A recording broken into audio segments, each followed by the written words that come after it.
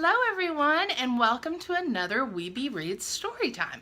My name is Miss Carey, and today for Storytime we're reading The Kissing Hand by Audrey Penn, and it's illustrated by Ruth E. Harper and Nancy M. Leake. Illustrations mean the people who drew the pictures, and the writer's name is Audrey Penn, so she wrote the story.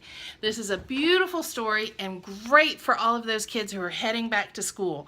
A wonderful time for you and your parents to sit down, snuggle up, and listen to a good story.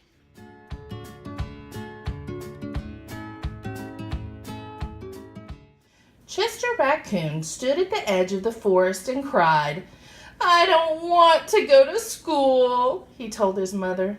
"I want to stay home with you. I want to play with my friends and play with my toys and read my books and swing on my swing. Please, may I stay home with you?"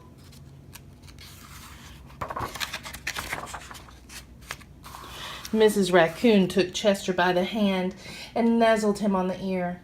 "Sometimes we all have to do things we don't want to do," she said to him gently, "even if they seem strange and scary at first.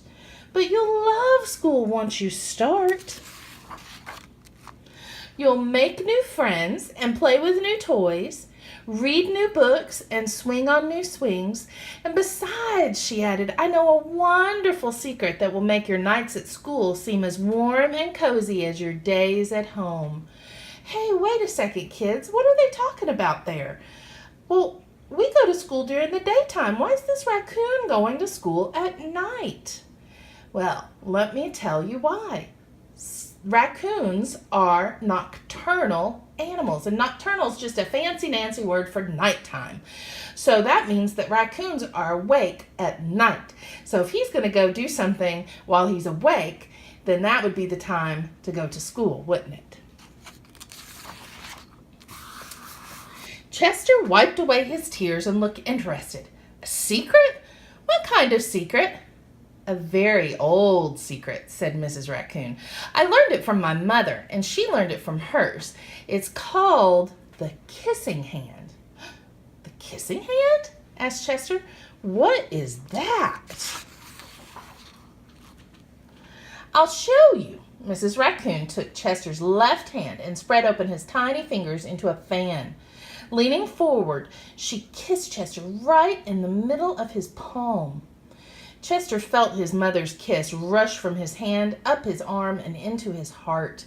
Even his silky black mask tingled with a special warmth.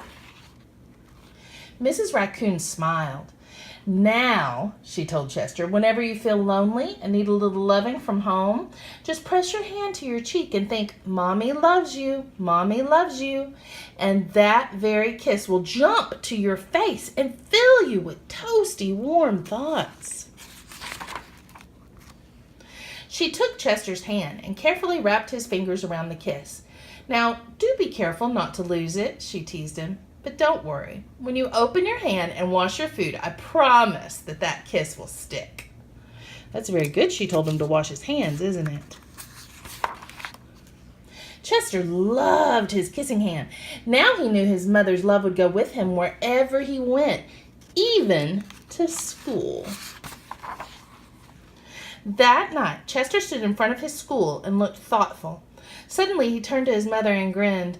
"Give me your hand," he told her. "Look at his school. His school's an old tree. That's pretty neat."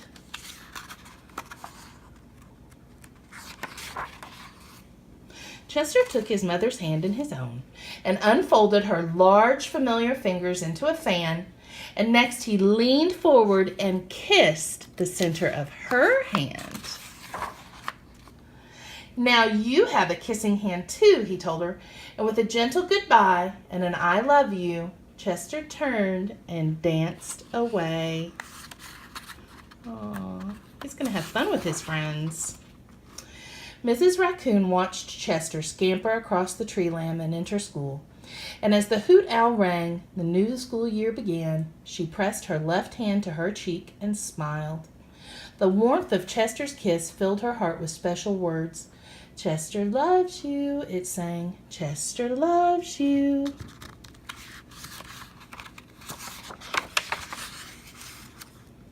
The end. And there he is with all of his friends at school. I